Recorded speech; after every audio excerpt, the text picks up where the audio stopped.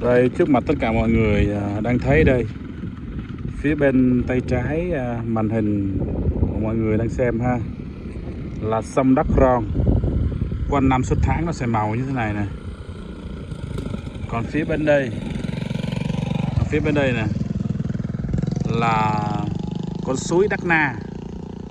Thì khi vào mùa mưa thì nó hơi đục một tí thôi, còn vào cái mùa bắt đầu từ tháng 10 dương lịch cho đến tháng 6, tháng 7, cái màu nước rất là trong. Nhiều anh em họ đi bắt cá hoặc họ đi rẫy đi rừng họ vẫn sử dụng nước này tắm rửa, giặt giũ và nấu ăn bình thường nha, rất là trong, rất là sạch.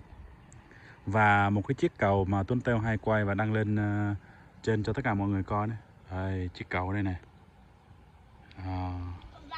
chiếc cầu treo đây nè. Đấy, và hôm nay thì tiếp tục lại đi tắm suối thôi.